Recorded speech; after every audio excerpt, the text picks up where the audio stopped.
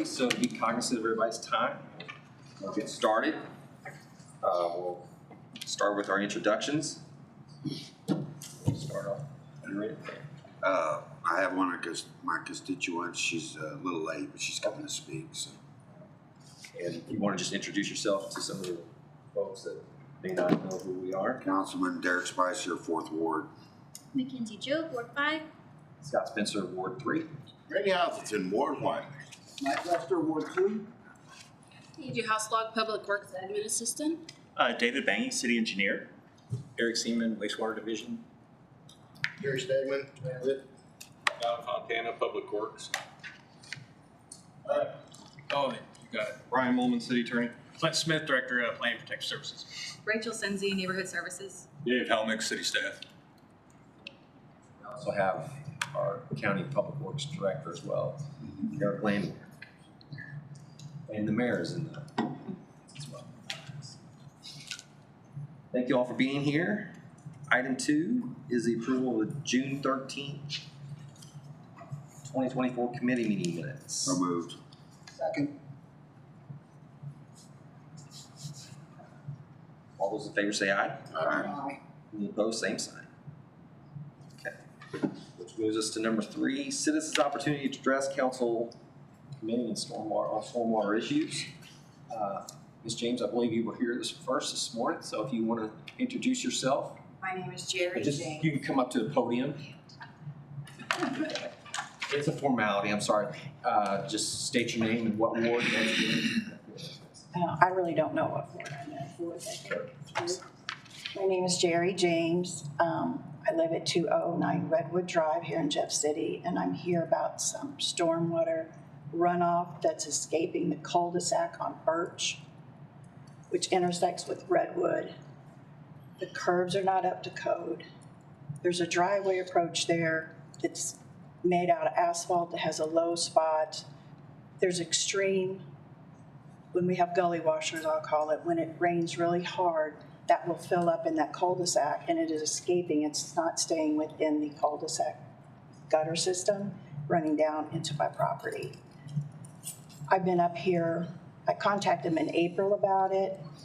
I'm retired now, so I can watch and see exactly where this rain is, where the water's coming down at. I hired a civil engineering outfit, Central Missouri Professional Services, to come out. They don't have a dog in the race here to tell me, hey, these are some things that could be done. They have sent emails up here. There's been crickets, nothing. I have spoken to Dawn and David about it and Mr. Marash, who they've told me some things like build a berm, a 6-inch berm, build a retaining wall, grade my yard a little bit, but that's not going to fix the water that's escaping from the cul-de-sac. So I'm here for some resolution. If the city's not accountable, who is? It's in the right of way, and I'd like to have it in writing if they're not accountable. I don't think that's too much to ask you guys.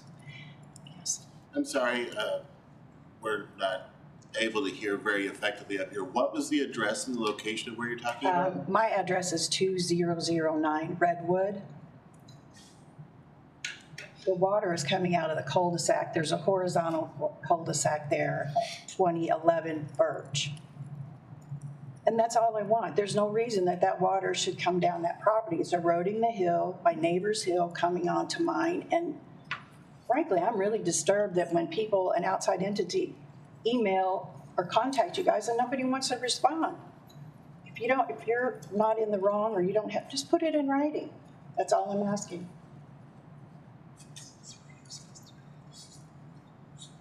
Any questions?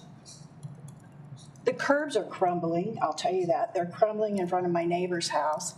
There's a low spot. When that water just pools there, when it comes down off of Boonville Road,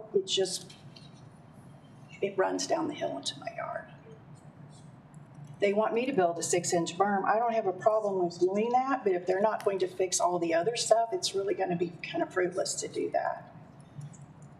And then I have a problem with being told these things I have to do. I don't mind doing them, but it's not going to fix the water that's escaping the gutter system in the street. Mr. Bangy, is there a code for a maximum height of a curb for a curb gutter system? Our city standards, if you were to be constructing a new curb, the curb would be 6 inches in height. And so I believe the curb that exists along this cul-de-sac is slightly less than that, probably in the neighborhood of about 4 inches tall, which is a result of it being old and then ultimately having an asphalt overlay sort of laid into the cul-de-sac, which, sort of, filled in the curb, so to speak. So there isn't a code that requires curbs to be 6 inches tall, but if you were to build a new curb, the standards would be that it is 6 inches tall. So what is generally the standard practice of when you go back in and reconstruct curb? Can you just do a cut and form a curb instead of redoing the whole curb and gutter? Because generally that's a monolithic or multi-cut. So could that be an option, Mr. James, to where? Typically, we wouldn't. The amount of work that would be involved in trying to make that happen is probably about equal to just replacing the whole thing by the time it was all said and done. I think part of what we have happening at Mrs. James's place is that their neighbor has a drive approach. Her neighbor has a drive approach that ultimately leads to a very steep downhill driveway, and so. We believe that the water is making it over that drive approach and then from there onto Mrs. James's property. And so the solution to that is somewhat, difficult in the way that the neighbor is using his driveway to hold his RV. And so issues of slopes and grade breaks in that driveway itself, it makes it difficult to raise that drive approach. And so trying to balance that with the water that is or isn't making it over that, it makes it a challenge and certainly involves the neighbor.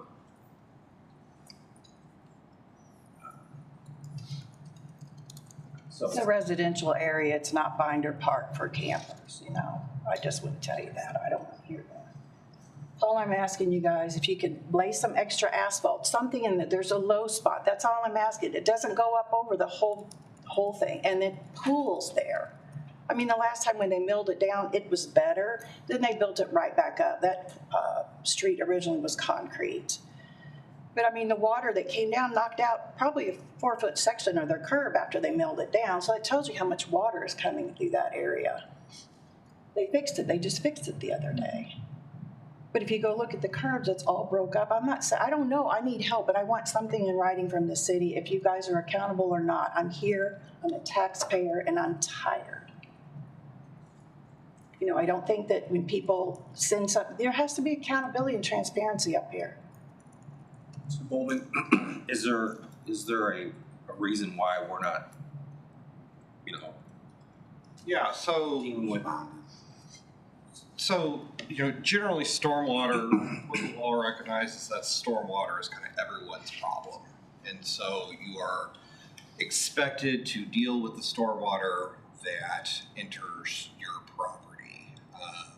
So there's a name for it, but it's essentially as long as the way that stormwater is dealt with is not unreasonable or unreasonably impacts your neighbor, then the law just kind of says everyone needs to take care of themselves. And so, that's the doctrine. It's just that essentially you have to accept stormwater on a reasonable basis. So I think that is kind of what she's asking is a formal response from the city that states this is either a shared responsibility, not our responsibility. Are we supposed to respond to our people here? Yeah, I think that's appropriate. I'm a registered nurse. You have to respond to people. Gotta respond. You can't just blow people not off. the I'm only- sorry, I'm tired. The first time I heard about it, so we can look into it. Because I've been up here talking to Mr. Marash. I was told July 1. that I would be getting something in writing. He said, you want that? Don was in there in the meeting. This is what, August the 8th. This is the third time they've blown somebody off, and I'm tired of it. That's not the way to run government.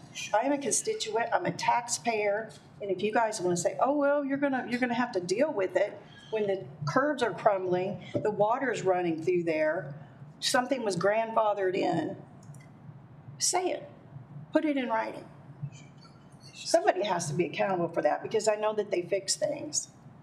You know, my neighbor, I think, is upset because the water does pool there. There's a large amount of water that comes on that horizontal. Really, they probably need to put a drain there and let it go on down because there's an excessive amount of water that comes there. I'm not asking that. I'm asking to fix a low spot and some curbing there to deter. It's an area about like this that just comes running down through there.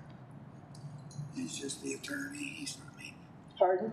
I said, he's just the attorney, I so. mean, we'd be happy to take a look at it. I mean, you know, brought it to our attention.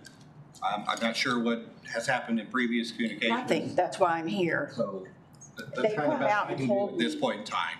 Yeah, they've told me some things to do, like build a berm. But then I had another civil engineer say, hey, you know what, you can build a 6-inch berm, but if they don't do something with the curbing and that area, the driveway approach, which is not up to code, that's another question. Is there a code for driveway approaches here in Jeff City?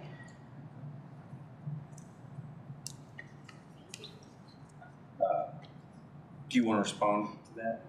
Certainly, we have standards, so if the driveway were to be rebuilt, we would want it to be built to the standard, but there isn't any code that would require you to rebuild your approach.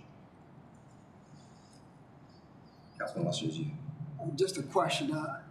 My understanding with fixing of curbs or reconstruction of curbs, isn't there a cooperative relationship this city has to help with that? Well, the code is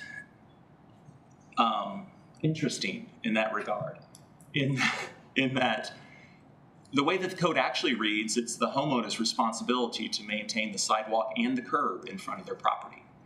Now, does the city enforce that? Well, in regards to the sidewalks, sometimes.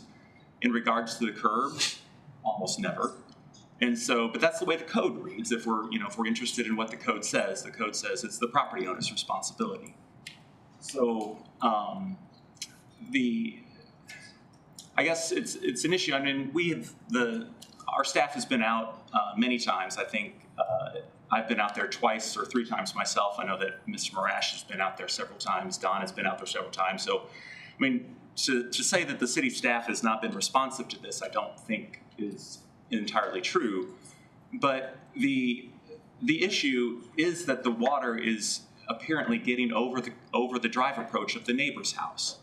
And once it gets across the approach of the neighbor's driveway slopes towards Mrs. James's house. And so, without the neighbor being involved in the solution, it's going to be difficult to do anything with that. Okay, I appreciate that, but I thought there was something where the city helped. There is a sort of unofficial program that if a property owner requests assistance with the replacement of their sidewalk or curb, and they then hire someone to do it and order concrete from Farmers Concrete, then we can pay for the concrete through our standing bid with Farmers Concrete Company. To reduce the cost. Correct. I think, I don't want to put words in James's mouth, but I think what she has an issue with or concern is just the lack of response, a written response. I would like it in writing. I think when another entity sends something up here saying, hey, I'm just requesting hey, these are some things that I have noted that could be done to fix it, and then there's nothing. You guys have been out. I haven't been out there with you. I've talked with you and Don and Matt. So I think we're all on the same sheet of music as far as what you would like to see as an expectation as a response, a written response back. If the city's not going to be responsible for the exiting of all that stormwater, just put it in writing. Just put it in writing, that's all I'm asking for. And then if they want, because they've told me, build a berm, Jerry. Matt said, build a 5-foot wall and just push it back over on your neighbors. Come on now. There's an area on that cul-de-sac, if they would do something with the curbing, and whether they throw some asphalt in that low spot, I get it, he's got an asphalt, or just put it in. I thought maybe they'd do it that day they came out and milled the road. All it needs is an incline so it won't go in the low spot and go down. How hard is that? Especially if you're saying it doesn't have to really be, if you're gonna build a concrete one up to code, I mean, it's not really up to code now on that driveway approach. And if I put a berm in there, it's still gonna have the low spot, it's just gonna run down. Anyway, that's it. I appreciate any help. Please keep us informed of the situation as far as a response. Mr. Marash is out on vacation. I think he won't be back for. Well, I don't look for Matt to, like I said, I was up here on July 1 and talked to him about it, so. And I think that's what's going on with the emails to other folks here in the office. People, everybody's got a boss, who's got a boss, who's got a boss, and somewhere the buck has to stop somewhere. That's all I'm asking. Thank you. Well, thank you for your time this morning. Our next individual wants to come and address any issues. Good morning. I'm Ryan Davis, my wife Darius Davis. Thank you guys for being here this morning. We own 109 Jackson Street and 105 Jackson Street. The issues that I have, I already emailed this to you, I believe, and I only made 4 copies, unfortunately. The reason why we're here today is 105 Jackson Street. We, along with the Jeff City Historical Society, own that property, and it's the oldest documented house in Jefferson City. We would like to fix it up, and not sure what exactly we're going to do with it, but we would like to get it fixed up and preserve it, its history. In doing so, I needed to do some demolition work to it, so I had to, since we own adjacent properties, we had it surveyed so that I could build a road to the backside of 105 through 109 off of Parsons City Street. And in doing the survey, we found out that the whole front wall of 105 and the whole front porch of 105 is sitting on City Street. So in my concerns is that I don't want to stick $200,000 to $300,000 into the preservation of this historic building and then not have anything more than a handshake. So I had been in conversation with some people, me and Holly Stitt actually had been in conversation with some people within the board. Britt Smith, is he still? He's still, yes. Okay, so they got here this morning. Yeah, so they were they recommended a permissive use process. And so I looked into that. I also sell real estate, just a little backstory, one of my many hats, but permissive use is really just a formal handshake. It's a temporary lawful use to convey lease. Is not a legal interest in the property. So if council changed or you guys decided you wanted to do something different with the property or the city right away, I would just be stuck. All my money would be just out the window. He assured me that they would never do that, but an assurance is not good enough for me to stick $300,000, potentially $300,000 into a building. So I'm looking for some sort of a deeded easement or a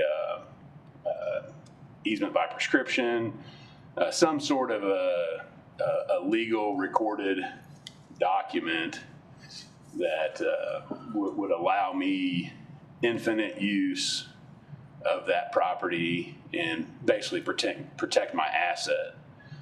So I don't know exactly how you guys would want to proceed with that, but a permissive use isn't enough for me to stick $300,000 into restoring the oldest building in Jeff City. So Obviously, we would have to defer to our legal department.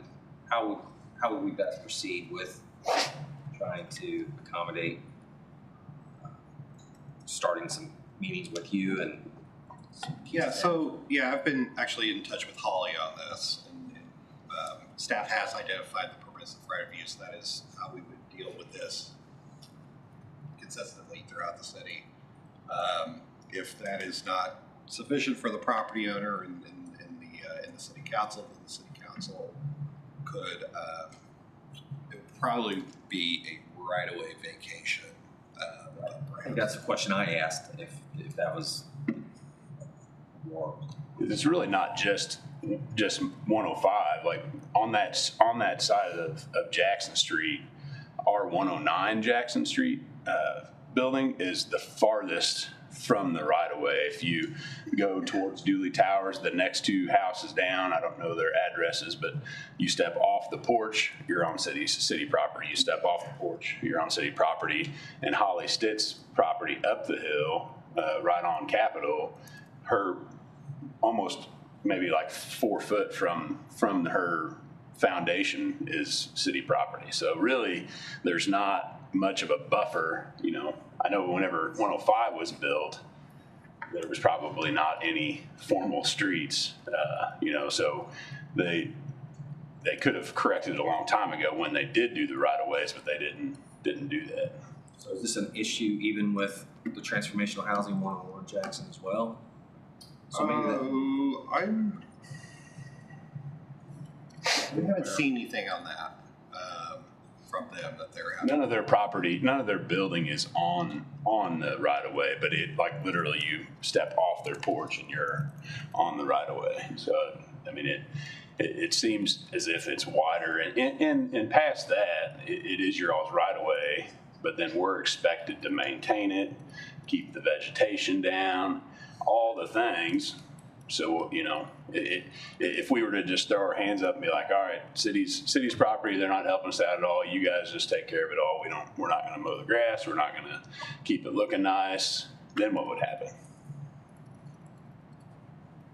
You know? So it sounds like we do have some options. Yeah. So the city's perspective on this, and certainly understand your position. Absolutely get that. On things like this, the city is kind of incumbent to think about hundreds of years down the road, and so the city has right away. Hopefully this building stands for a very, very long time. But generally, it is not the policy of cities to give up rights of way because we need to think about what the street network is going to look like in perpetuity. And so that is the reason why staff has come at the position that it has. Because this is a controllable way, so that way when, many, many generations from now, when 105 eventually comes down, because all buildings crumble eventually, that there is still sufficient right of way for the city's needs. And if we needed it, we were able to use this. But that's the exact statement. That's the exact statement that I'm worried about right there. Absolutely.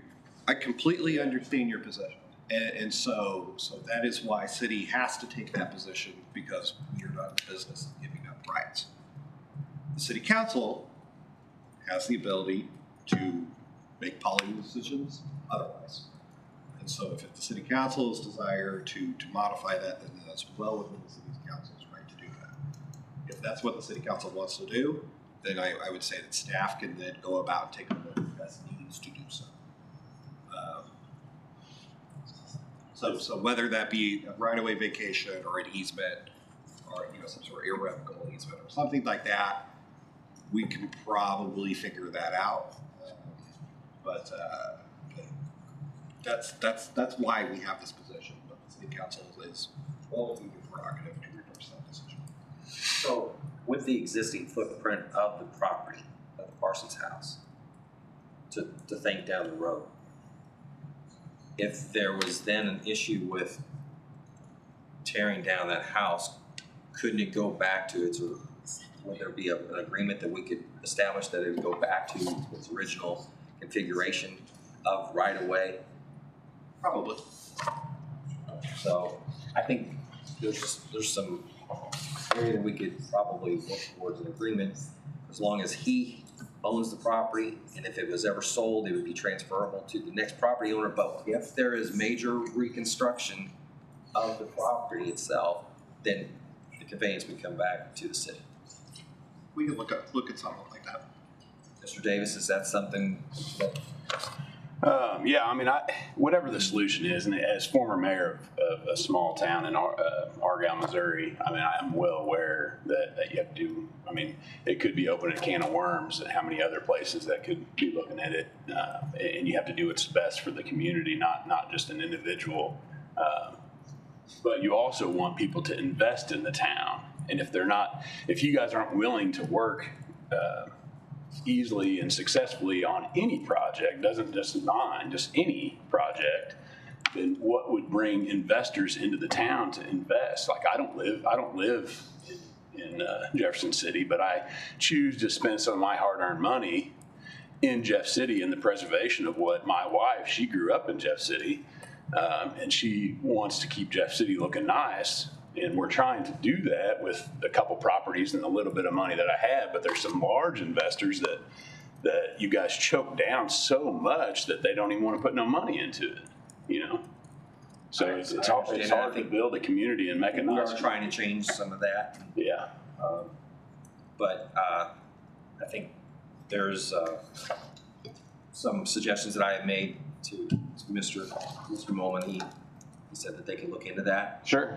And I think that's a good first step. Yeah, absolutely. No, if there's anything that we can get to move forward with the project, I mean, we've been at idle for over a year. Some of that is my fault. Some of that is city's fault. Some of it's Holly's. I mean, we could point fingers all day long, but we've been at idle for over a year now, just because I've stuck several thousand into it, and I just don't want to stick any more into it once I found out well, I don't own the front wall, essentially. I think most of us would, Yeah. who were in your shoes, understand Absolutely. that concern. So Very good. Well, I appreciate you guys' time, and anything that you guys have questions on, if you guys want to jot my email down. you all have communication where You can take my email, my phone number. I'll give it all to you if you want. My phone number is 573-680-7669. My email address is ryanpdavis81@gmail.com. And I can send over full surveys, not just the little copies, or if you have questions, if you guys want to just come help me do some cleanup on the property, you guys just email me. I'll welcome the extra hands. So, well, thank you guys for your time, and appreciate everything. Thank you, Mr. Davis. Mr. Davis, thanks for coming today.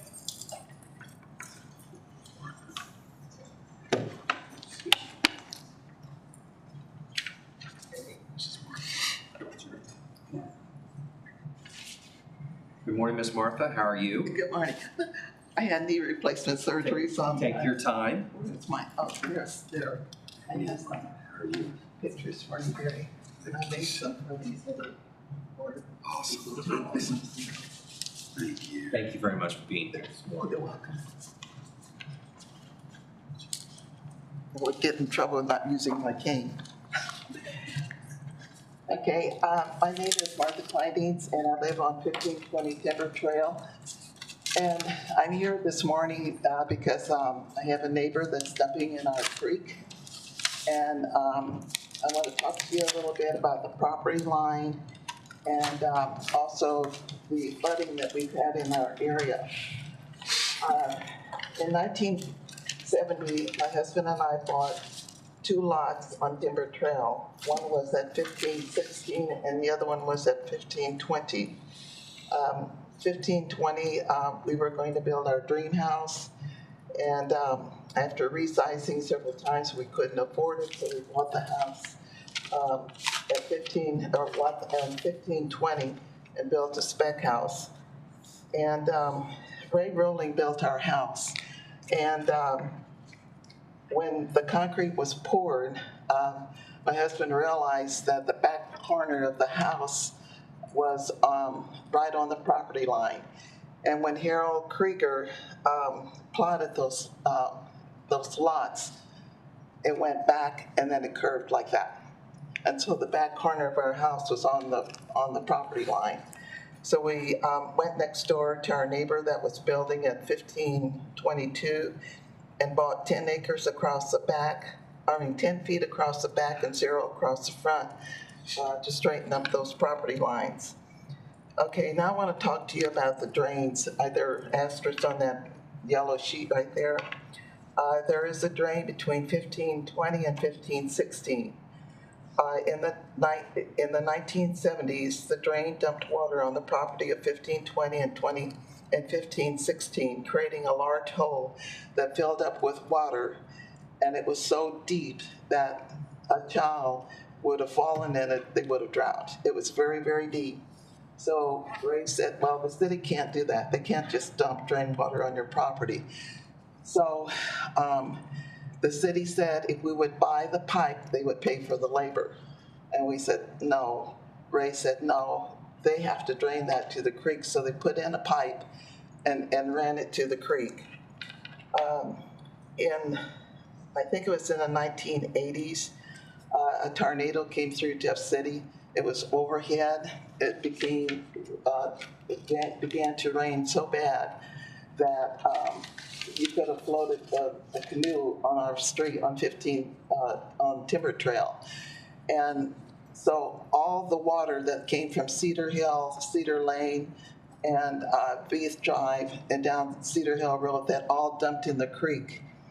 And when I woke up in the morning, I went down in the garage and opened up the garage door, and there was at least 2 feet of water in the garage from that tornado that came up, because you could just hear the roaring at night. My husband at the time was in Japan, and when he came home, he went to the city and said something just needed to be done with the creek because it just could not hold all that water.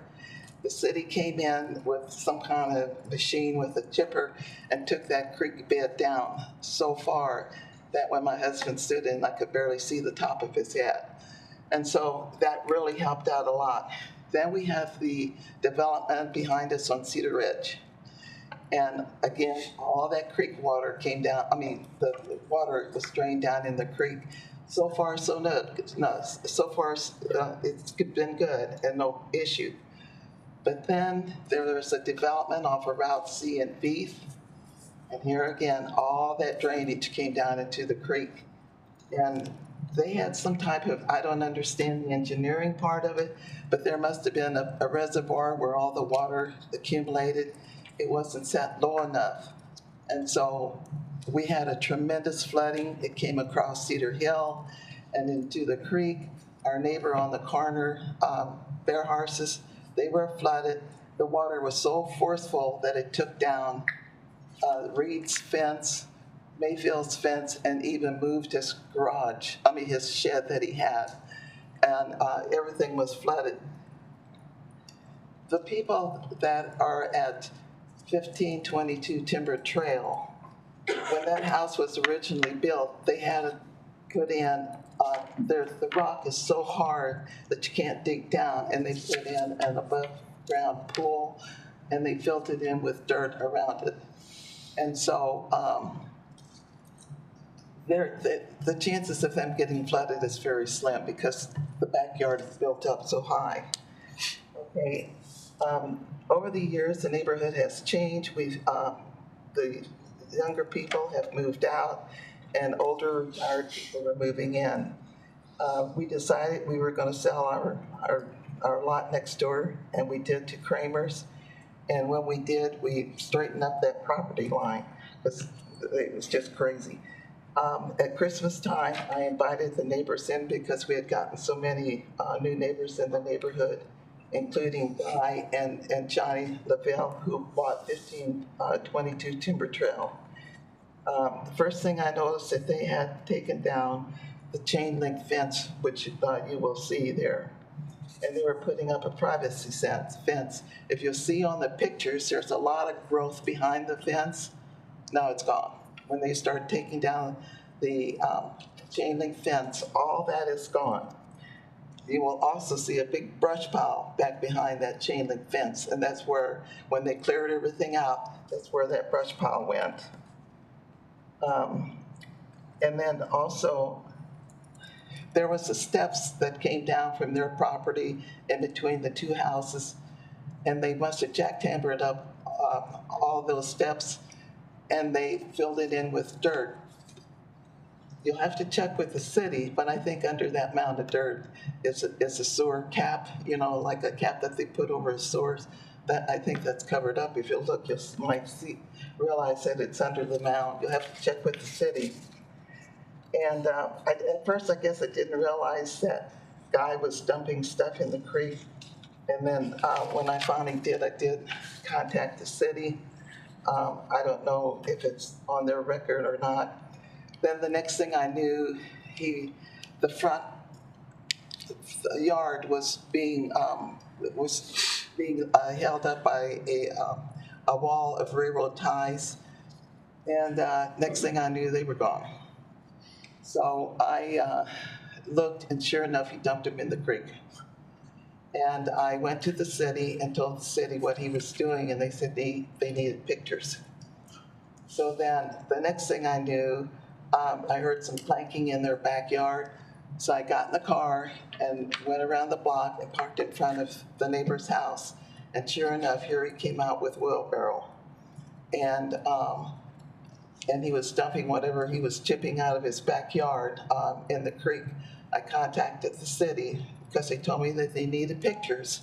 So I went to the city, showed them those pictures, and they said, well, they had a lot of other priorities that they couldn't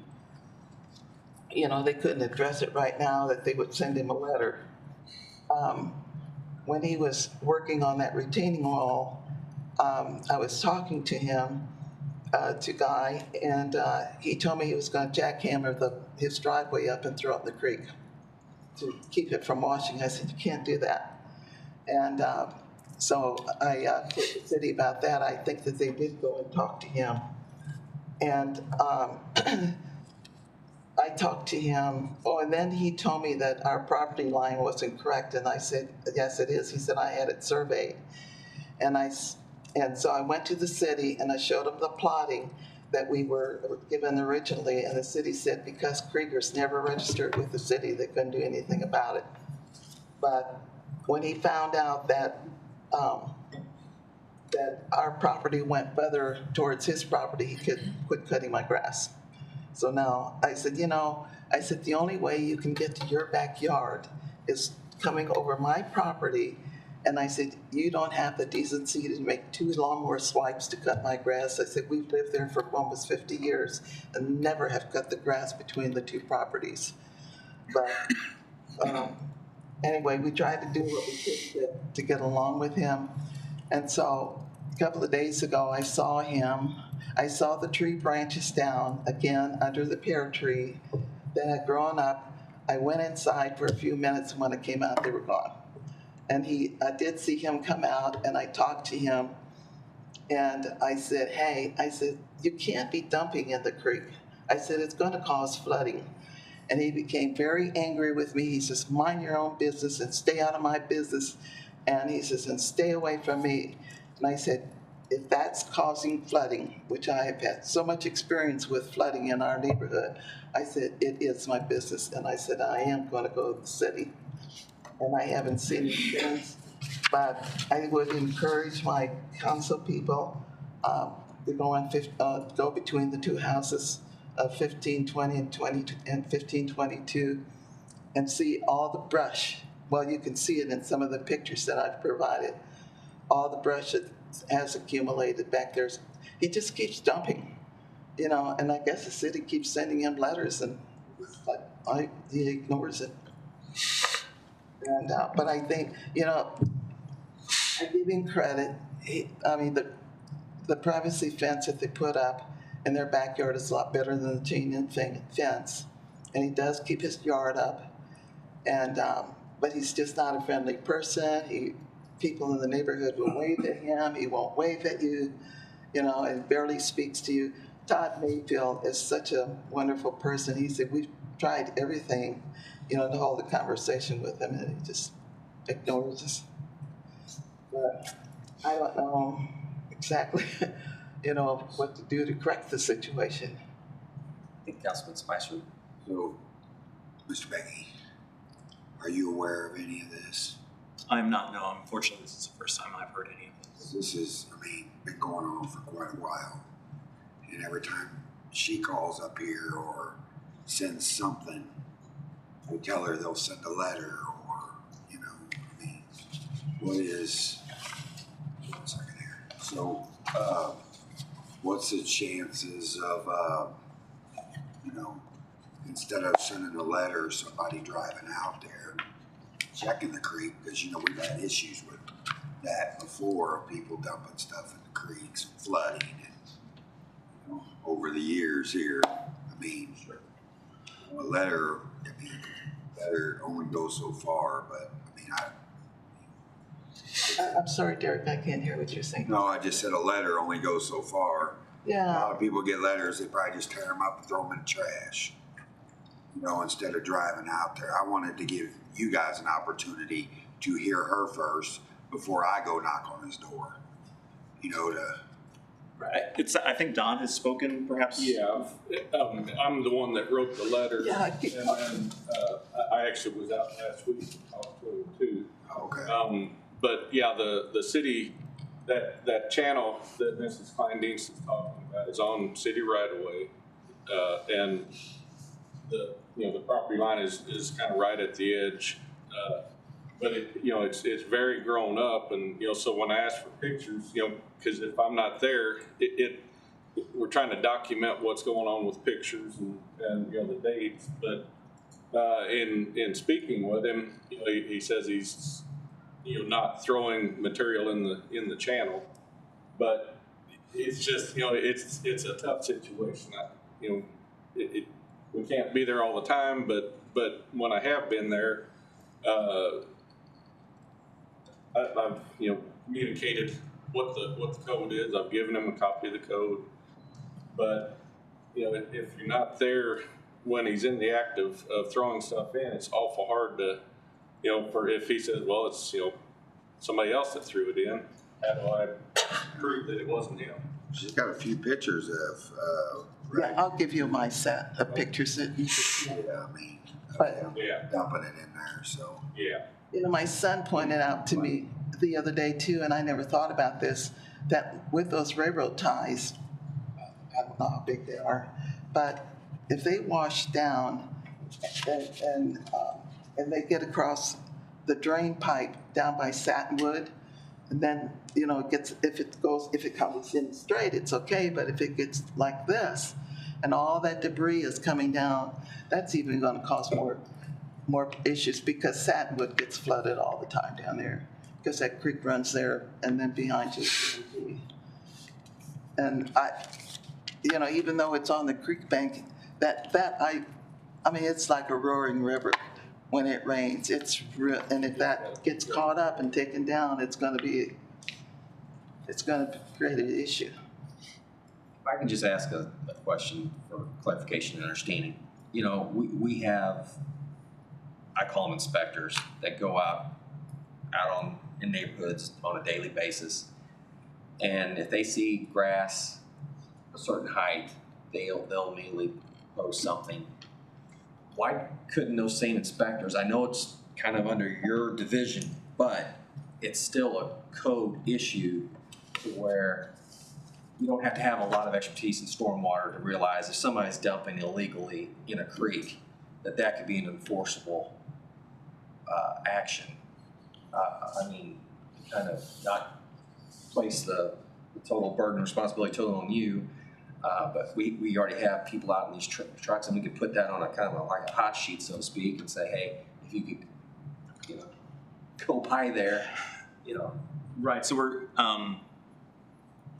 it's kind of two different, so it would be the code enforcement folks, Clint's folks, who would be the ones who are putting, your grass is too tall signs out. And so I think they do that, and Clint can clarify that, but, certainly if I'm just driving by on the street, it's easy for me to see that this person's grass is pretty tall. Knowing what's happening in the ditch behind their house, which you can't see from the road, is probably a little bit more challenging. Now, certainly if we were aware that there was a consistent problem, then certainly, probably something could be done to look at that, but that would be in addition to what they're doing now. But certainly, yes, it is an issue that, if there is stuff that's getting put in this ditch or other ditches, I mean, obviously it is has the possibility of creating flooding, and I think we're all aware of that and have talked about that at length on from different angles. But yeah, so certainly, if there's something that needs to be done, certainly it sounds like this is an issue that needs to be addressed. But and certainly we can talk about it. I wasn't aware that this was happening. Do you have internet access to your home? Yes. Just maybe as a recommendation, you can go on Amazon and get some Blink cameras and put one. They're wireless. You can put one pointed directly.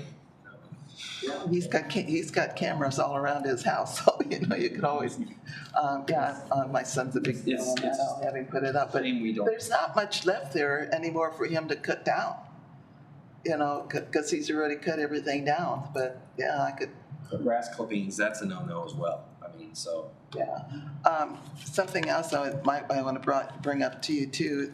It shows on the picture where that drain between our house and Kramer's is in the creek, and I think I had showed it to Don one time that it's really starting to wash a lot there. And when I talked to Mary Kramer, she told me that on her property it's washing so bad.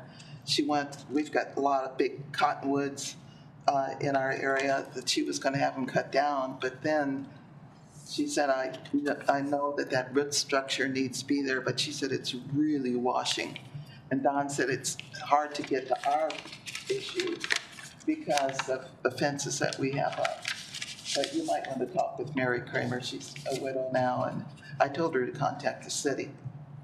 But I don't know, maybe he ought to go in there and clean up all that brush and stuff that he threw in there. And it would be an option for him to clean it up. I'm going to give this to you. So my understanding of the maintenance of the creek is that it's on whoever's property it runs through. It's similar to like the sidewalks where, if you have the creek running through your yard, it's your job to maintain it. But if it's on the city's right of way and we know that there's a clog there, does the city come in and clean that out? Whose responsibility is that? Right, in this instance, it is city property, so the city would have the ability to, to go there and do something with the creek. Did we know if we purchased that property or got that property when we chipped that ditch in that area, Don? Yeah, that part I don't know. But yes, so typically, yes, a ditch that runs through someone's backyard is their backyard, and so they would be responsible for the maintenance of that ditch. In this particular instance, it is, I believe, city property, and so the city could go through there and do something. And is it possible to, since it's on city property, to put a big no dumping sign up? I would suppose. Deter and direct them to our free compost? That's too far to go.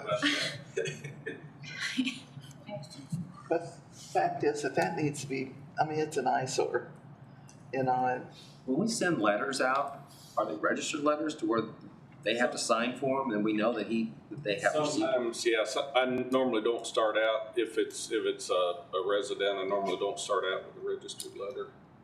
But, there are instances where if they're non-responsive, then I will.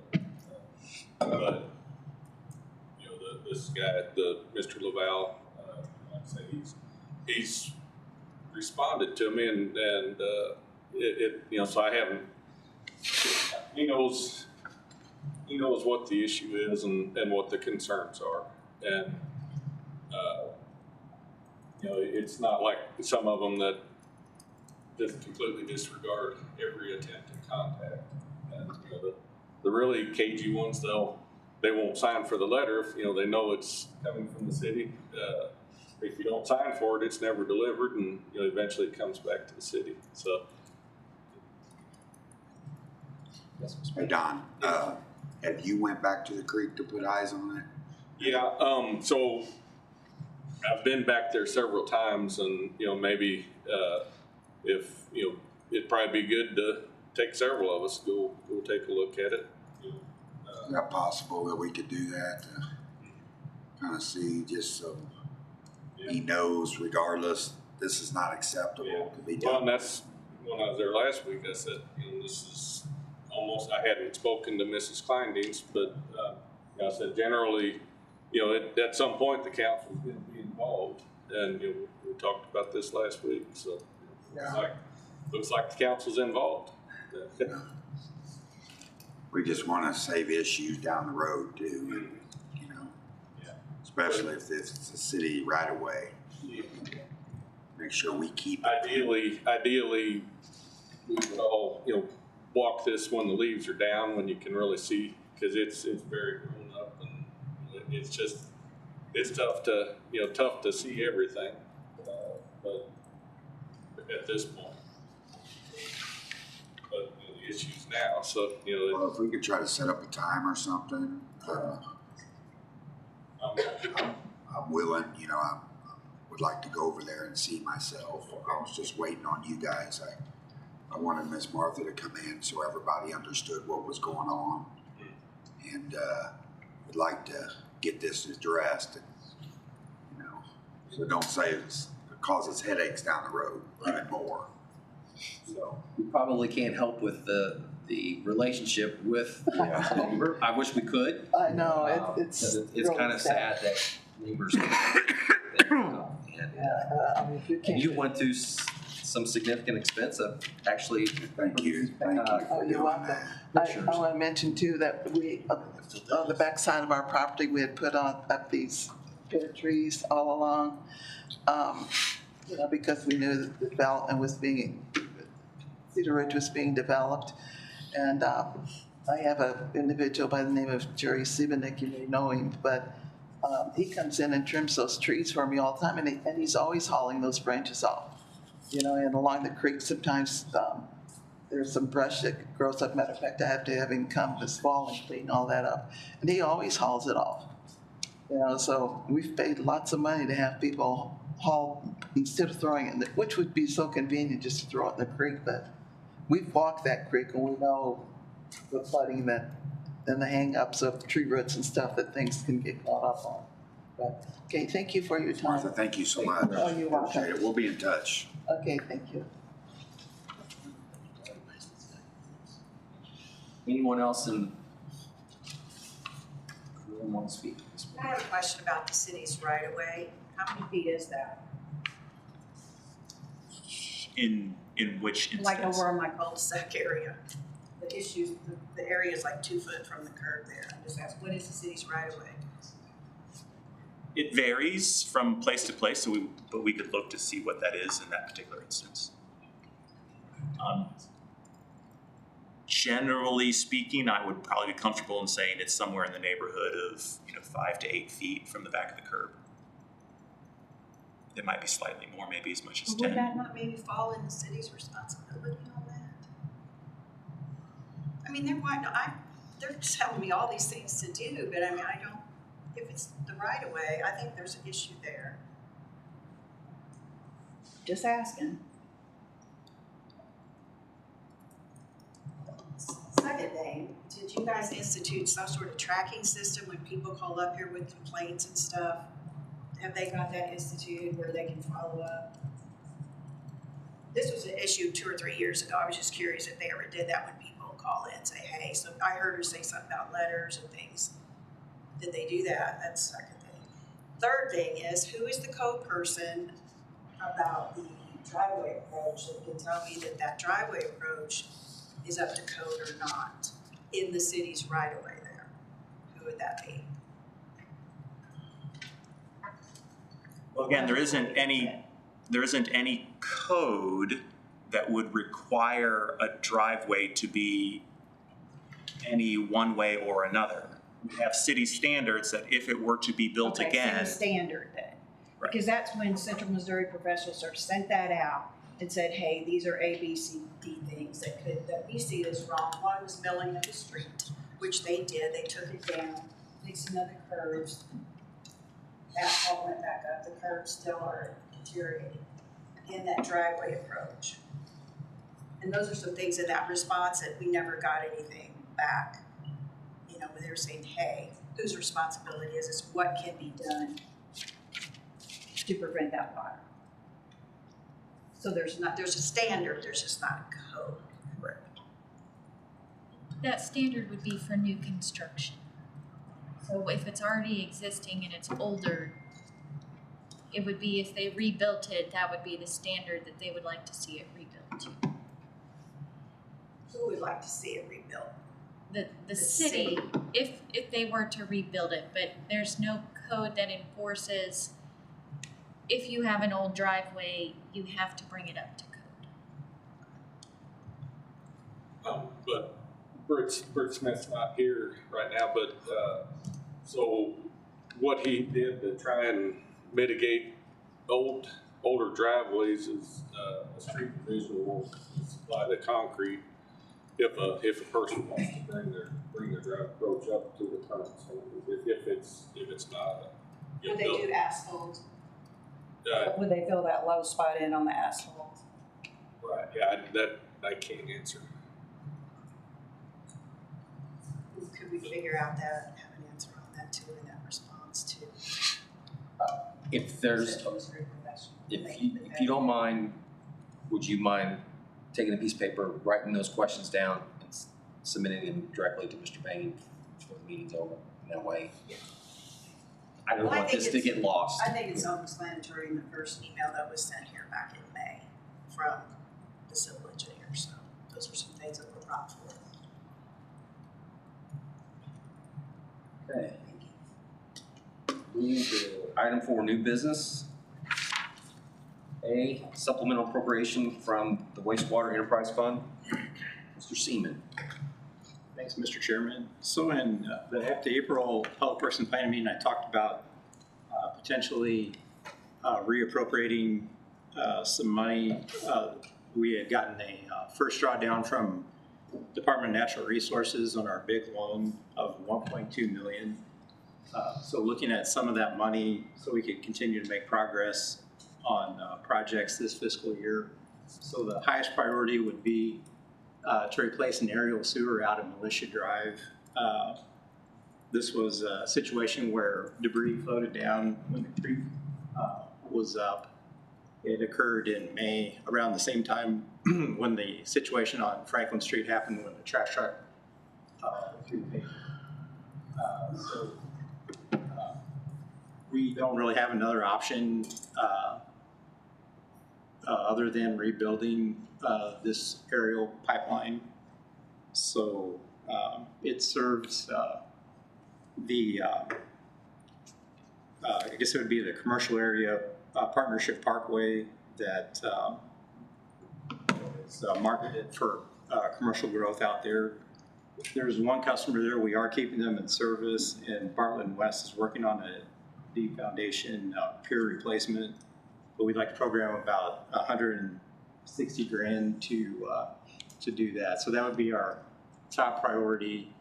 While they're doing Franklin Street stormwater improvement, we'd like to do some sanitary sewer work as well.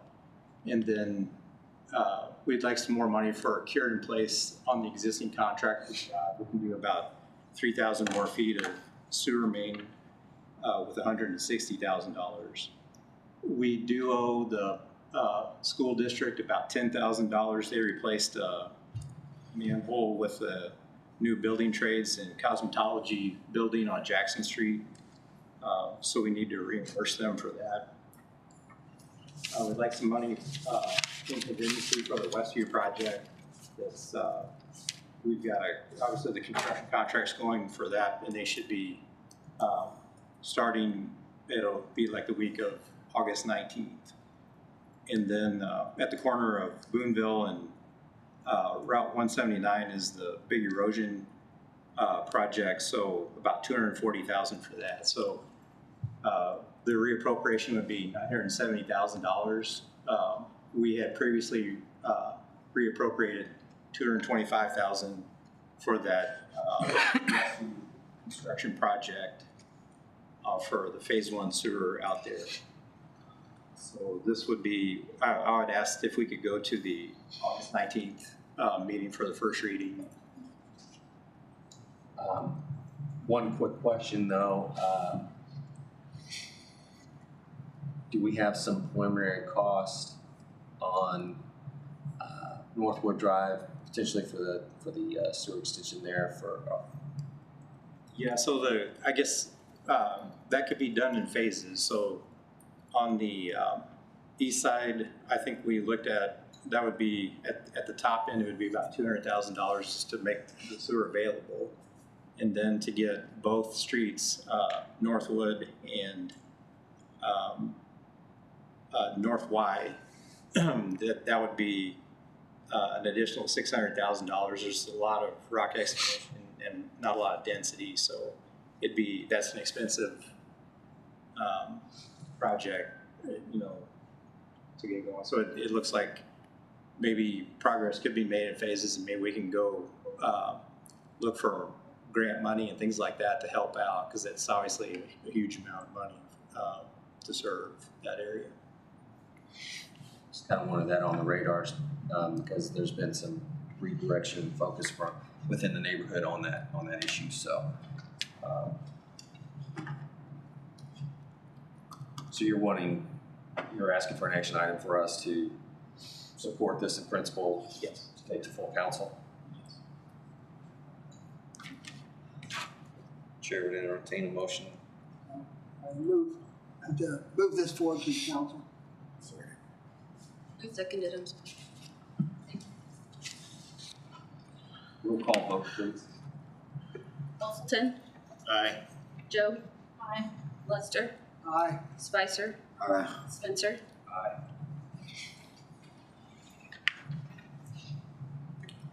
Okay, item B, commercial abandoned building program. Mr. Helmut.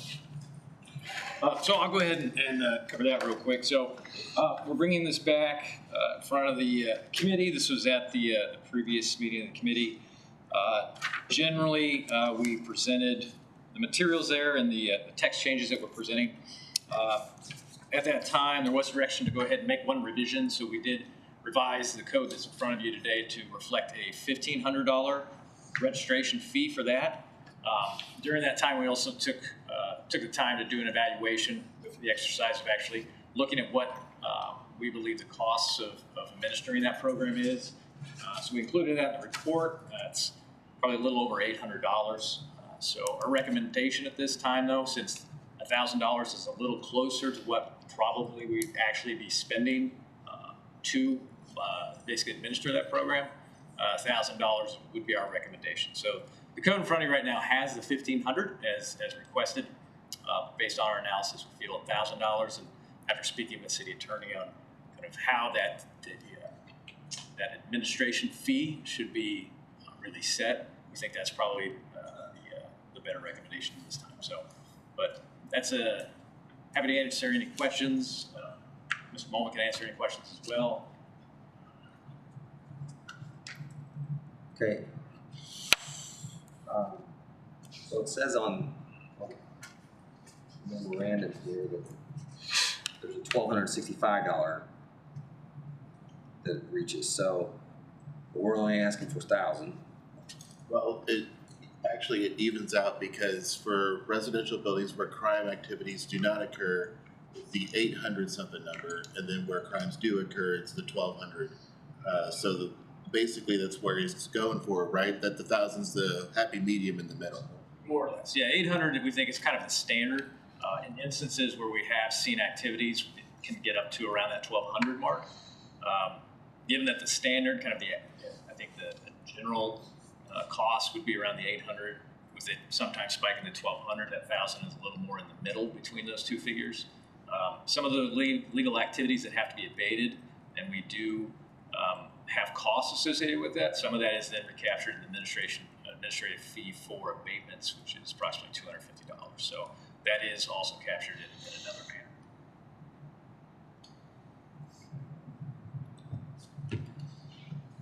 Yeah, so under the Hancock Amendment, the city has to avoid setting this up that it can be construed as a tax under a 6-part test set forth by the Missouri Supreme Court.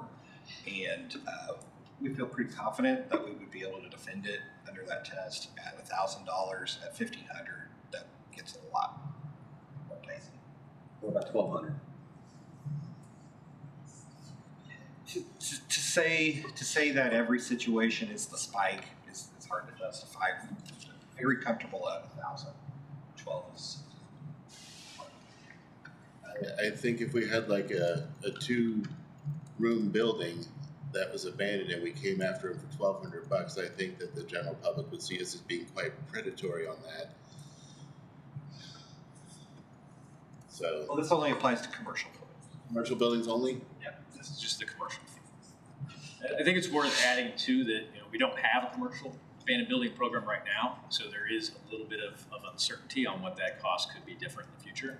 So it's worth noting that with after a year or two of having this in place, we could reevaluate what the costs are, because it's possible a commercial abandoned building program may wind up being more expensive to administer than the residential part. So I think it's fair at that point then to reevaluate what our costs would be, and then we can reevaluate that. And fire and police have participated in this exercise of participating in costs. Did we talk to them directly? I think we looked at what the responses are to some of the abandoned buildings. I think we're fairly familiar with our residential ones in town, and so again, the commercial buildings we have in town aren't part of that program yet, so it's hard to do an evaluation on those. But as far as our residential ones we have, I think we're fairly confident that we've kind of covered, I think, what the cost to apartments are. You're asking for an action item here for our formal approval to full council. Yes, please. Chair would entertain a motion. I would also ask for an amendment down to the 1,000 based on staff's recommendation. So our motion will be to thank you $1,000. I would move this to the council, the amendment of $1,000 instead of 100 as in the text here. I appreciate staff working on this. I think it's important to get this going. I think it's past due. I second the motion to send to council $1,000 amendment.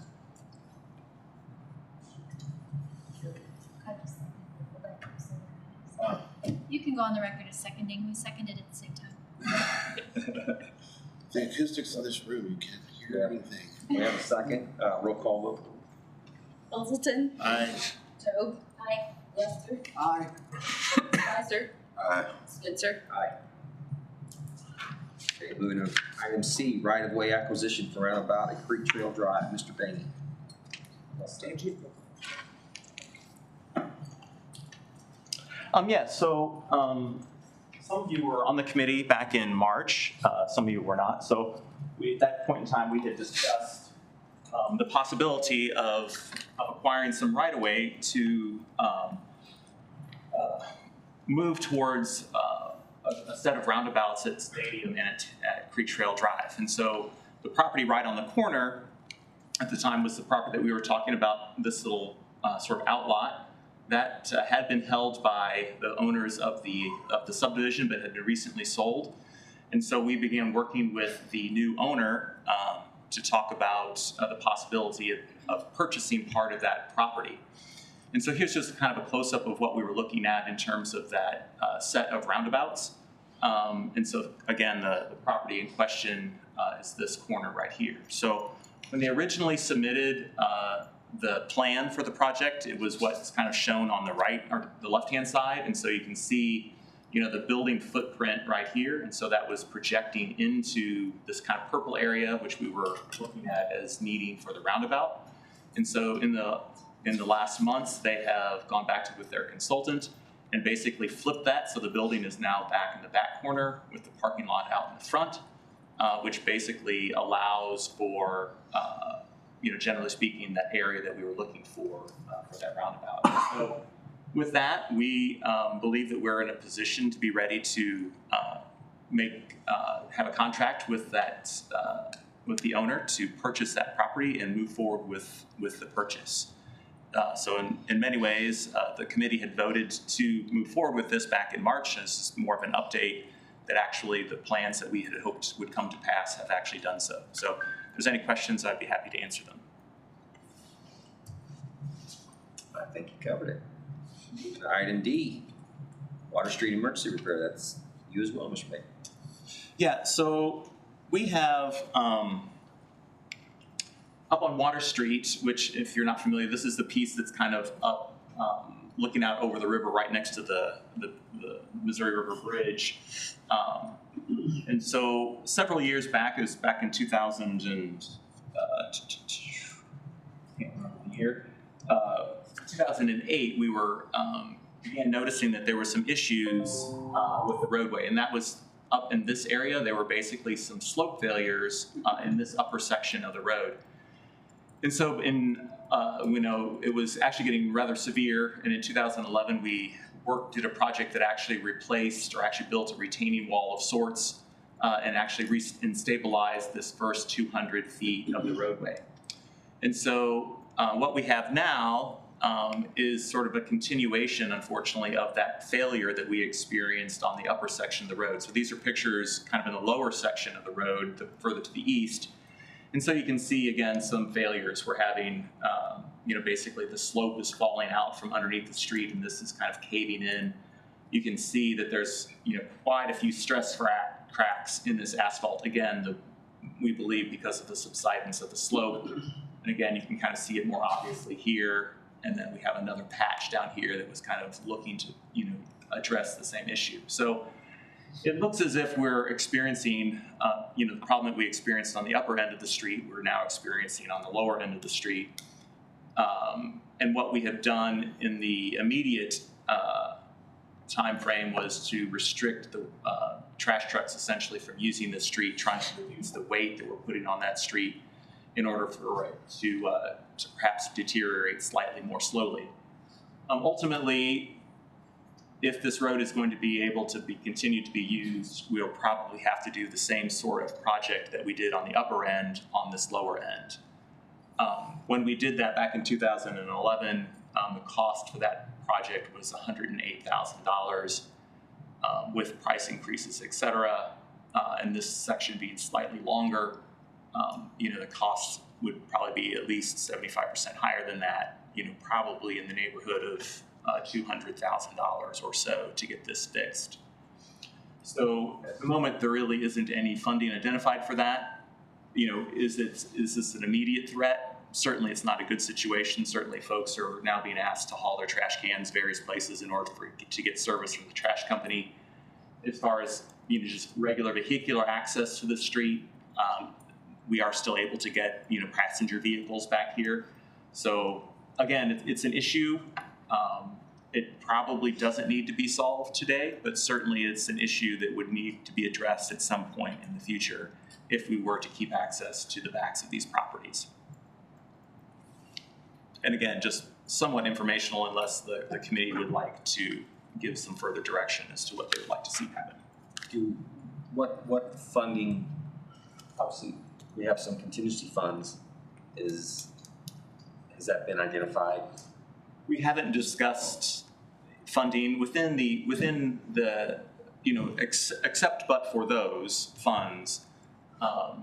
There isn't a lot of the other funding that we have for our local roads program and has already been expended for this sales tax cycle. Certainly if this could be limped along till the net sales tax cycle, funds from that category fund certainly would be applicable to this. But But otherwise, yes, there'd have to be some funds from some sort of unbudgeted funding or otherwise, I believe, in order to make this happen. Is there something that we can do, because if this goes through to the next budget cycle, that's a pretty long time for people to have to haul their dumpsters quite that length. I mean, you can get creative and haul your dumpster next to your car. I've done that before, but is there a negotiation that we can have with Republic where Republic could send someone to walk that instead of the constituents having to do that? I know there have been multiple conversations with the trash company. I haven't been particularly involved in them. I know that the option was sort of given that they could bring the carts out to the front of the house. Now that's not necessarily all that easy either, because those houses are kind of perched up above Cliff Street, and some of them would have, 20 or 25 steps they'd have to go down in order to get to the street level. But yes, I don't know if Republic would be willing to do something in that regard. Councilman McKenzie, I don't really know. I've had some discussions with Republic, and I think they've had a meeting with you and Councilman Mealy, with city staff not present there, unfortunately. But I think they have given their best recommendation as far as being able to service the area, is my understanding. Yes. They talked about a number of options. This one of taking them down to the end seemed to be the best one but viewed as a temporary home. So I think what most people are choosing to do is to bring their cans down and set them sort of right here at the end of the street, and the trash company would pick them up from there, I think is what majority people have chosen to do. Yes, that's my understanding, and of course it's more of a burden for people living further down, yes. How wide is that street? It's not very wide.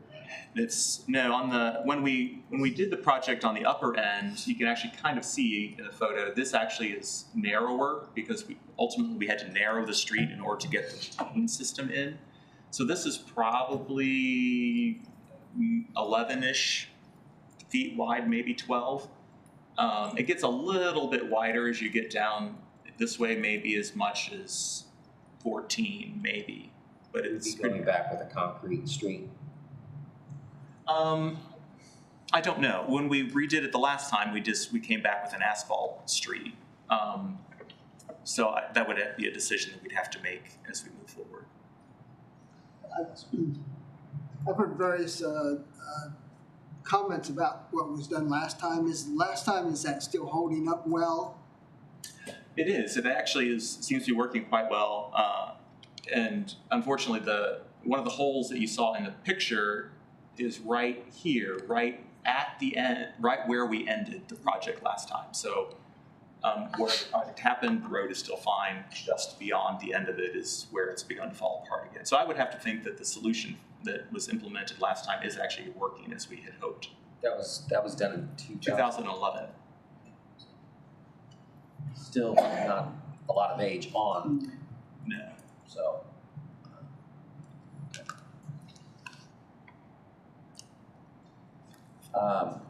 I think if I can speak for our committee, that maybe we look at some contingency funds and get a more of a firm number and a design recommendation if we're going back with an asphalt road or a concrete.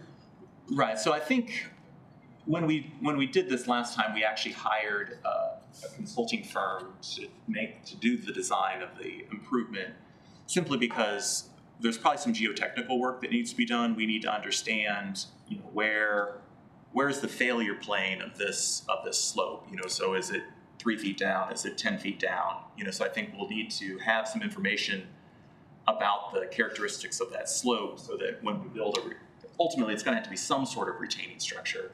So we're going to want to be sure that we have that below that failure plane, so that we don't build it and then slide out. So it's kind of a global stability issue. So we would probably have to hire someone to do that for us. We don't have the expertise in that. And then yes, it would be, it would be rather invasive. Ultimately, of course, we lived through this once before. Essentially most of the road is going to have to get dug out in order for the retaining structure to be built and for it to be tied back into the existing system. So, but yeah, I think once we have that retaining wall system built, the choice of pavement then is kind of up, would be, could go either way. But is there a way you could give us a phase cost of doing the study that we're talking about? Sure. Maybe that would be a first initial step, and then some hard numbers as far as material, design, and all that. Sure.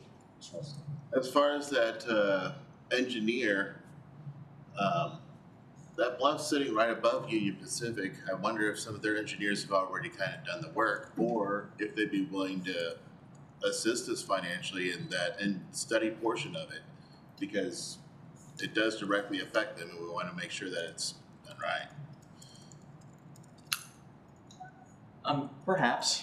I know the railroad is quite difficult to work with, and so I don't know if they would be interested in that or not, but we could reach out to them to see if they would be. Yeah. Just a kind of surprising revelation that came about with this. It's not related to the street really, but there's not that many houses there, but in looking at that, I believe 2 of the properties were discovered not to even have the trash service. So just a question of what's being done related to that, what is normally done. Yeah, so just a quick note about the trash service. So when this issue first arose, just to kind of get everybody up to speed, Republic did contact all the account holders along the street and gave them the option to take the roll carts down in front of the properties. I think there was some concern with that from some of the residents. So we did work with Republic to come up with some different options. One of those, which is the most straightforward option, is then to have them wheel the carts down Water Street to the intersection of Water and Clay. And so there is an area there that is a fairly suitable location to put some of those carts. We reached out directly to at least probably the 3 most affected property owners at the very end of Water Street to make them aware that that is an option. And I did speak with the woman who's actually at the very end of Water Street. And so we talked about the options, and she agreed that taking it down to Water Street would be something that they could accomplish for the time being, but she's got my contact information, so if something does come up, she's more than welcome to give me a call. We can discuss any additional options.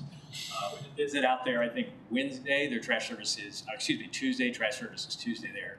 And I believe of the 5 properties where really this is an issue, 2 were taking their trash down to Cliff Street, and I think 2 were taking it to Clay Street. 1 property still does not have trash service, so once we confirm that it is still habited, then they'll receive a notice that they're operating without trash service. Any other comments, questions? Okay, I think we somewhat have a game plan. Right, so perhaps we could explore what it would take to for an engineering design for the project and solidify what an actual cost would be.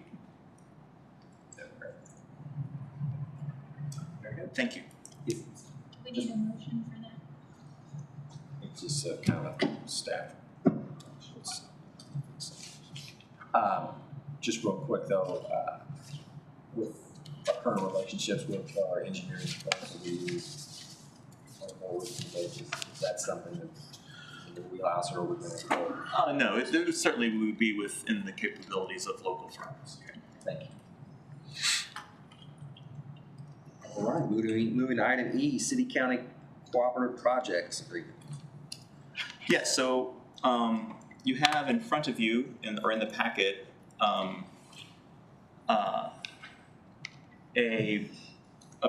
sort of a more comprehensive agreement that sort of encompasses all the all the money that was allotted to the city-county projects. You may recall that we had a previous agreement, which I think is also included in the packet, that had 3 projects listed in it. So it had an agreement about CART, which is the Capital Area Railroad Terminal. And so that had a time frame and dollar amount associated with it, and at the time was $400,000 each from the city and county. And then another project that was listed in that agreement was also the Monroe Street project. So that had, again, monetarily speaking, had $400,000 from each entity in it. And then the Wildwood project, which had $1.5 million for each of the entities. And so that that agreement was written somewhat in advance of all those projects being completely solidified. And so this agreement includes some modifications to those projects in terms of dollar amounts and other issues, and then also includes 3 other projects that would ultimately encompass all of the dollars that are available in 11 million joint city-county projects. And so what we have ultimately, the first project, going back to the CART, there had been hopes at one point in time of getting some federal fund, or not federal, but state funding to help support that project. Ultimately, that money didn't come through. And so rather than the $800,000 jointly that was being put into that from this fund, there would be the need, if we wanted to cover the cost of that project from this fund, there would be a contribution of $1.05 million from each entity to cover those costs. And so that's what is included in the agreement that you have before you. And then the next project that is listed in the new agreement is the Wildwood extension. And so again, there's some costs associated with that that have increased since the original agreement was written. Again, the original agreement had $3 million worth of funds evenly split between city and county. And now the agreement raises that to $2 million each for a total of $4 million. There is also some additional caveats or requirements that have been included in that agreement, kind of relating to specific things that the city would like to see accomplished on the city's portion of that street. And those include things such as the sewers, greenway trails, lighting, and signal modifications. And then also a note about the future development of the street, ultimately looking for or realizing that that portion of the property might also come within the city limits at some point in time in the future. Then Monroe Street, again, that project is looking to go from the expressway up through Dunklin Street, including a traffic signal. And so originally that had been $800,000 total. We are about ready to bid that project and think that maybe that number is a little bit short. And so we're raising that to $1.1 million total for that project. And so that's included in the agreement as well. Is that still online to get? We are looking to try to bid that yet this month. So we've got a few details that we're still working out, but it should be bid this month. And bid and still in construction for the. Correct. How much does the High Street Viaduct project suffer from being cut by 60%? Well, so we had an evaluation of that project done before the sales tax. We sort of entered the sales tax discussions back in 2001. And so at the time, we thought that the $5 million number was a pretty reasonable number. We soon realized that that number was significantly short, even at that time. And so without a significant increase in that money, essentially at that point in time, we were looking at somewhere in the neighborhood of 11 million, we wouldn't be able to proceed with the project. And so in the intervening time, what we've done is looked at the possibility of seeking grants to help fund that project.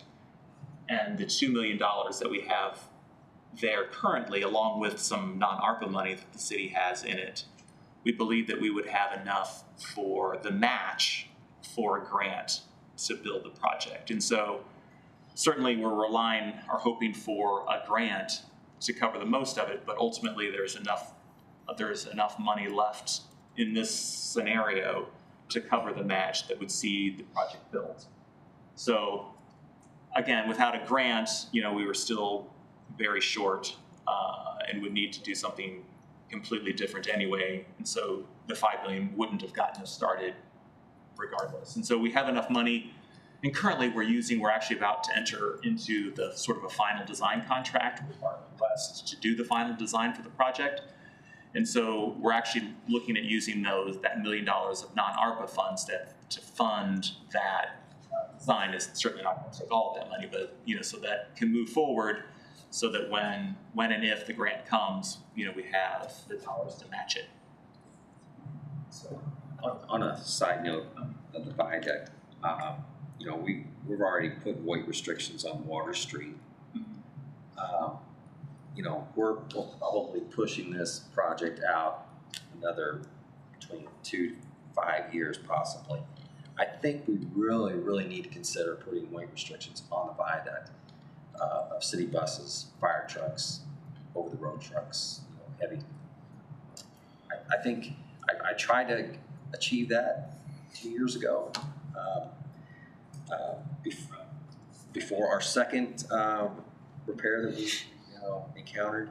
So I think that's something we really need to discuss. Right. So we, as part of the contract that we will have with Bartlett and West for the continuation of the design, we have a piece in there for another evaluation of the bridge, because at the current moment we have another steel plate, you're probably aware, on the bridge deck, and so we have them going to evaluate that area, ultimately, come up with whether or not that needs to be repaired or not before winter, because certainly we would want to have to snowplow over the top of that plate all winter long.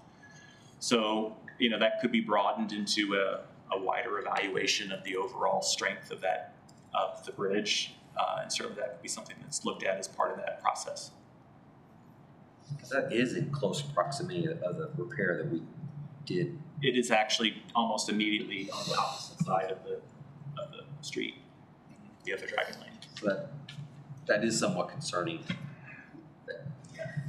Okay. So the High Street Viaduct, I think we've kind of covered that piece, and then also listed within the sales tax were dollars for the Stadium Boulevard project, and so in looking at that, and in lieu of what we talked about just previously with the ability now to buy the property at the corner from Dr. Tubner and how that's worked out, we're looking at basically have $1 million within this agreement to fund the design of that set of roundabouts, and then to purchase the right-of-way that would be necessary for their construction. It wouldn't actually cover the cost of the construction, but we would be prepared to move forward with that perhaps in the next sales tax cycle with additional funds from that sales tax. And then finally, we have Madison Street. And so that project is slightly thinned down from what we had thought several months ago when we first talked about it. So this version that we're looking at now would look at replacing and rebuilding the stormwater system along that street, making repairs to the sidewalks and handicap ramps to make them ADA compliant, and then doing a mill and overlay of that roadway. So ultimately, when it's finished, it will look new-ish, but it wouldn't include some of the mini roundabouts and other components that we had originally talked about. So that is kind of the nuts and bolts of the agreement. There's time frames and various assignments of who will be responsible for each one of those projects within that agreement as well. But in some ways, it's a means for us to negotiate or begin conversations with the county, kind of about an overall vision for the rest of the sales tax dollars that we have. And so we did a chance to Eric to see this I think we sent it to you yesterday or the day before. Eric did sent an email back. I think you included, was it just, I'm not sure who all was included if you all had seen that email. But I know that Eric has a few concerns about that, and certainly, there'll probably be some negotiations with the county commission as to the exact details of this, but this is certainly the beginning of those discussions. Again, I think it highlights the importance that we say time and time again of really revamping our capital improvement sales tax structure from a 5-year window to an extended window. It really makes it hamstrings us for planning for future projects, and then with the maintenance projects that we continuously have along the way. So, Mr. Olin. I was thinking about Madison Street. So as you're coming off the highway and into downtown, that whole side of the street either has been just constantly exposed to overweight vehicles or is perhaps maybe weakening underground, because that is the same area where we had our trash truck go through parking lot, right? Is that the same geographic? Those are probably different causes for that, but it is in the same neighborhood, yes. So are we looking at strengthening Madison Street to take more of a beating in the future so that way it's not just crumbling like on that side? Right, so part of the issue there, and I think would this be right near the drive entrance into the hospital? Is that, I think that's right. It just continues on for about 3 blocks. It just looks like it's all crumbled. There is not just a crack, it's like a jigsaw puzzle there. The area immediately adjacent to the entrance to the hospital, there is certainly a lot of distress there. And you may recall about 4 years ago, we took the parking off of that area of the street and put in a center turn lane to allow left-hand turns into the hospital park or the hospital driveway. And so when we did that, we forced the main body of the traffic out to the edges of that street. And so we think that the pavement on the outer edges of that street probably wasn't as thick as the pavement in the middle of the street. And so we basically forced the load out onto thinner pavement. And so that's probably the cause of that issue in that location. As far as the rest of the street and the condition of the pavement, we can certainly take a look at it, but I think it's just a matter of that street hasn't received any attention for I don't think anything has happened to it in the 20 years that I've been at the city. So, certainly that pavement is quite old. And so there might not necessarily be any sort of structural problem underneath. It's just a matter of the fact that, the pavement hasn't been maintained for a long time. And also personal annoyance. 2 of the manholes sit decently below the level. And if you're driving the wrong car, you will notice them. So, thank you. Yes, you're welcome. With that project, potentially there might be some need for coordination with Bo's vision of that area along Christie and the turnoff of 54 and all that. Don't know how far up north that goes to what we're talking about, but again. Right, so yeah, at the current moment, looking at the study that MoDOT has recently done there, it appears that MoDOT isn't looking to move forward with some of those concepts that were developed, and so I don't know that there would be a big change in the area that we're looking at, basically from where the on-ramp splits away from the road. There was a plan, or one of their options that MoDOT did present, or was presented to MoDOT by the consultant, was basically what is the ramp from the highway onto that street that would actually get moved down so that it would connect to a stadium and there'd be various, but I think MoDOT ultimately decided that the cost benefit just didn't work out for that. So I think that area is pretty, from that standpoint, I think is pretty, I don't think there's going to be a lot of changes there. I think the one thing that MoDOT was looking at as a possibility was widening the bridge that's over Stadium, such that if you were coming from Christie and wanted to get onto Madison Street, there would be the ability to stay in that same lane as you came across the bridge. You wouldn't have to merge and then merge back. But then that wouldn't necessarily affect what we're talking about. But certainly we'll work with them to see if there's anything new that they have with that. Mr. Landwehr, you have Oh, I just Oh, had sorry. a question. I don't think I received the comments that you had made. Is that something that we need to be considering before we move this forward? So a couple things. So I did, David emailed me.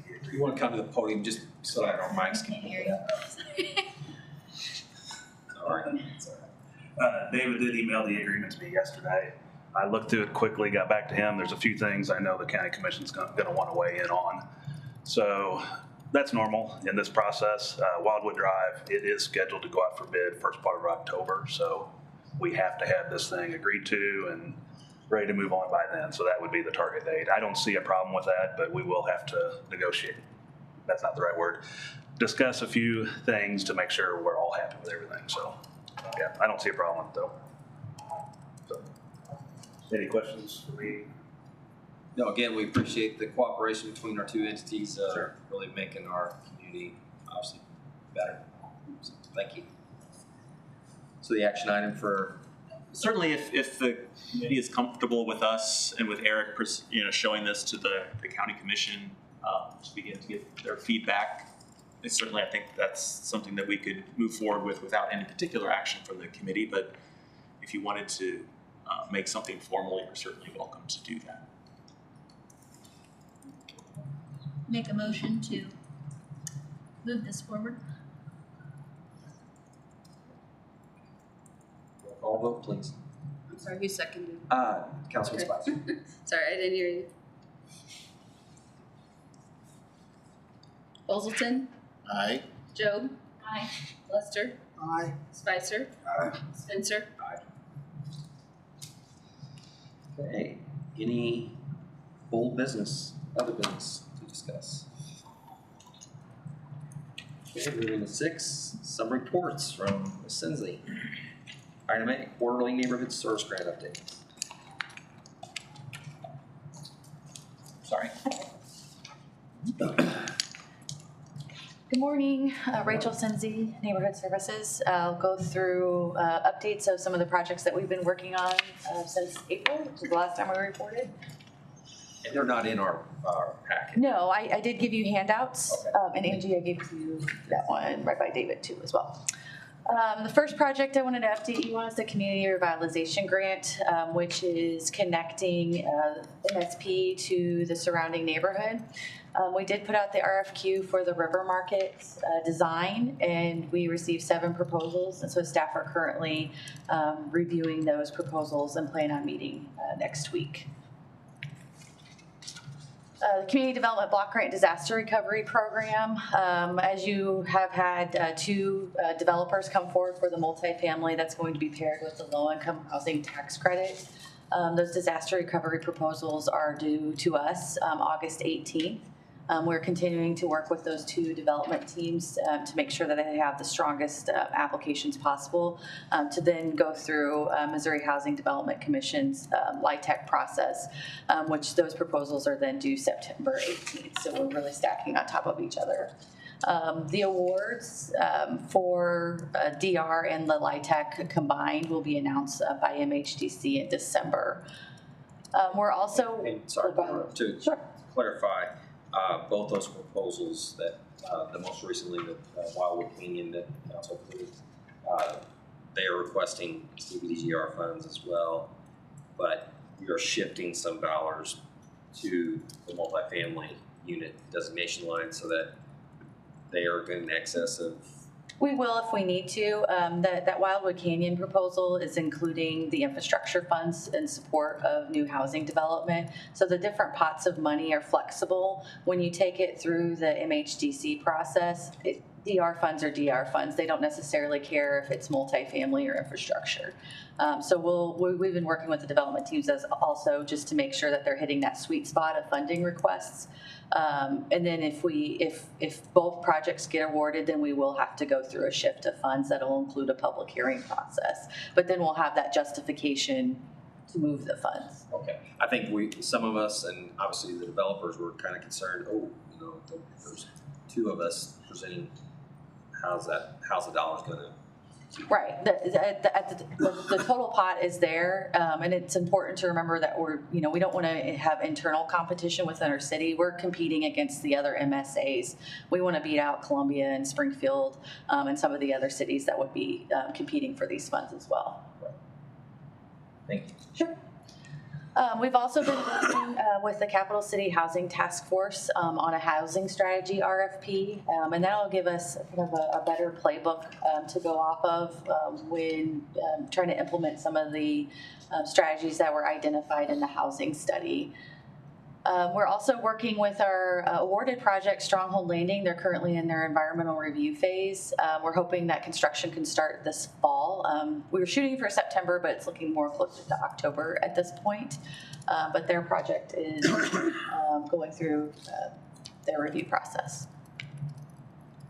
Our state CDBG-CD, which is CARES Act funding through the State Department of Economic Development for 101 Jackson Transformational Housing.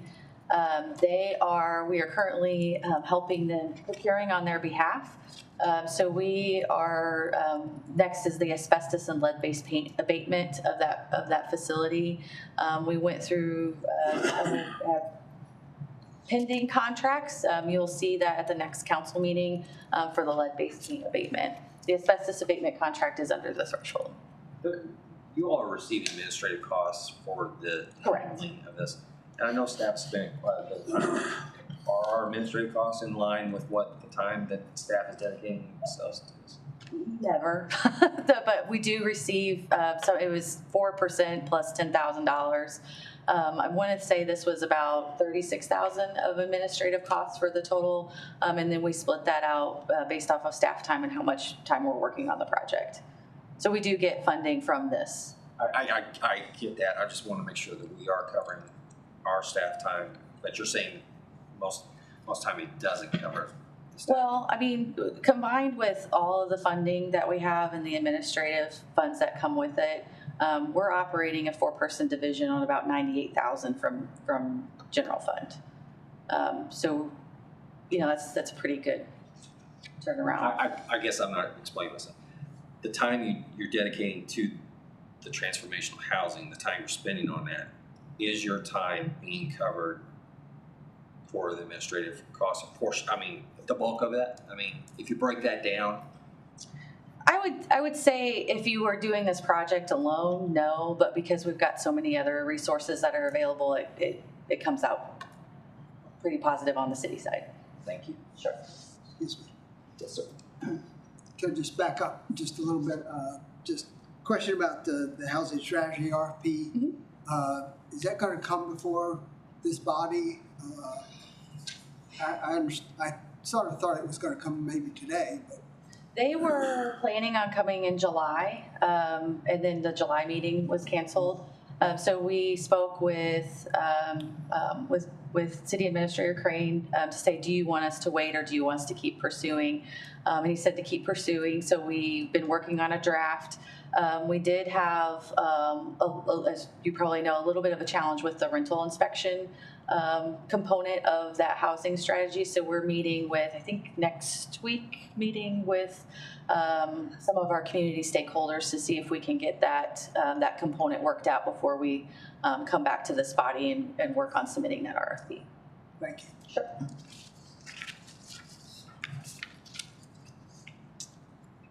The next project that grant funds that we have available that we've been working on is Paul Bruin Revitalization Grant. This was a $675,000 grant that we received from the National Park Service.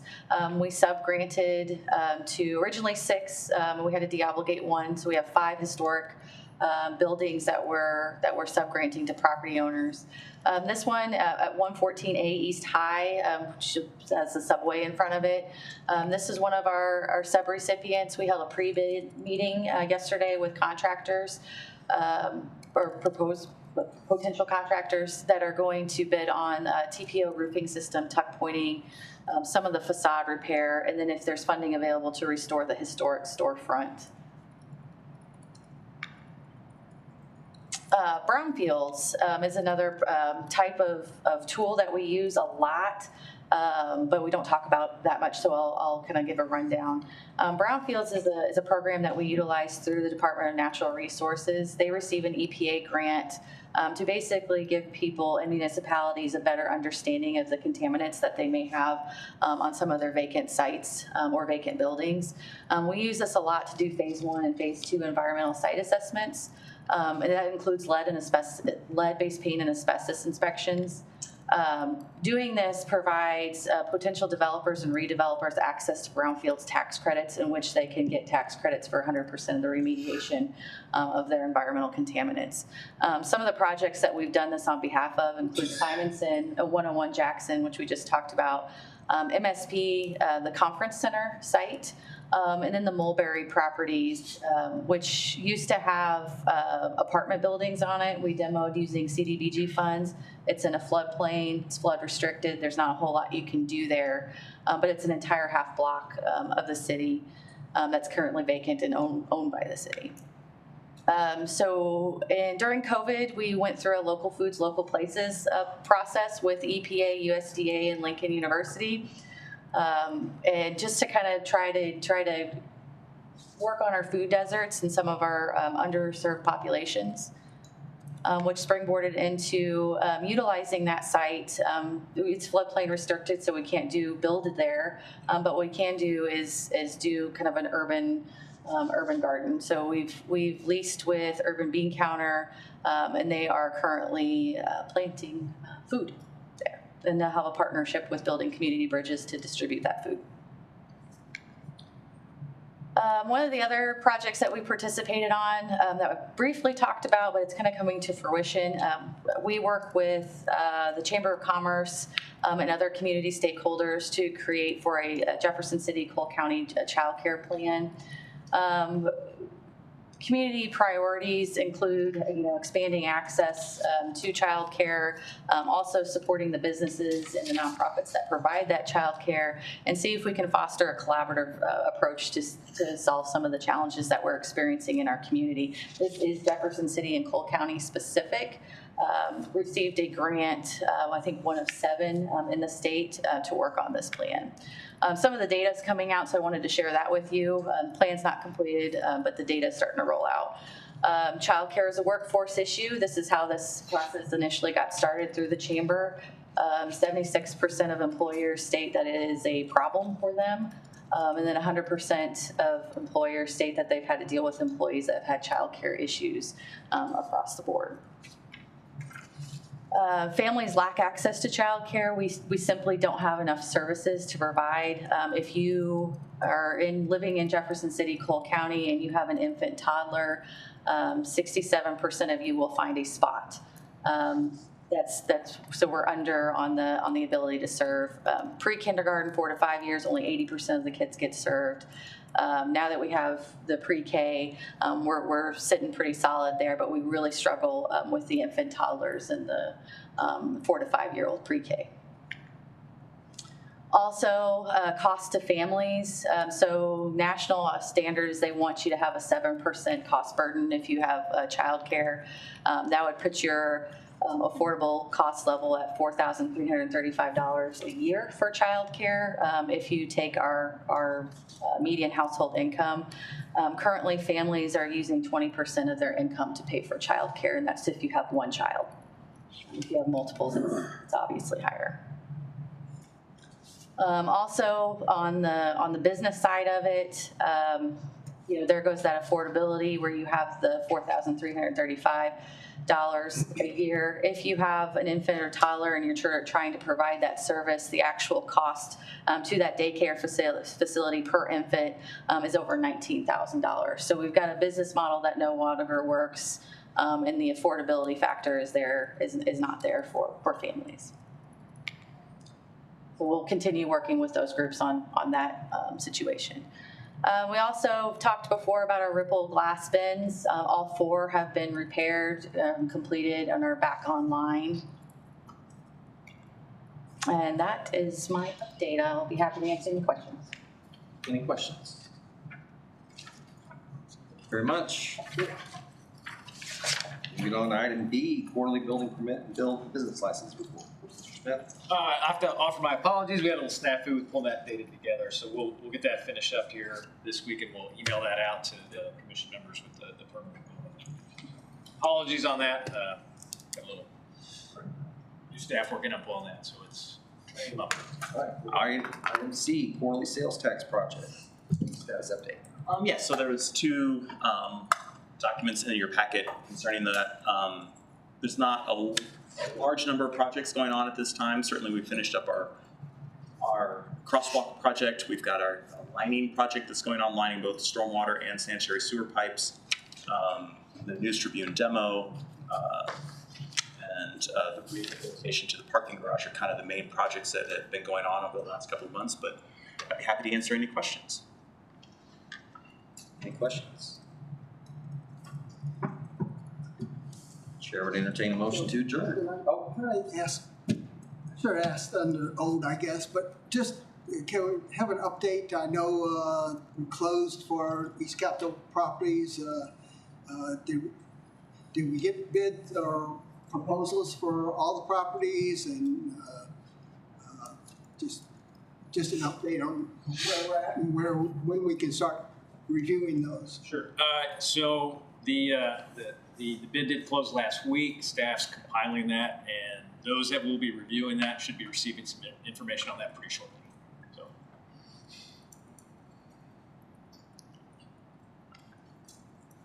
I think the information we'll send out, I think we'll answer your questions, but I think at this point, since it's an RFP, we don't want to release too much information ahead of time, I think. Okay. We did get bids on for all the properties? I don't know if I want to. Proposals, I mean. We received proposals on many of the properties. Maybe we don't leave it. All right, Chair would entertain a motion to adjourn, please. Mr. Chairman.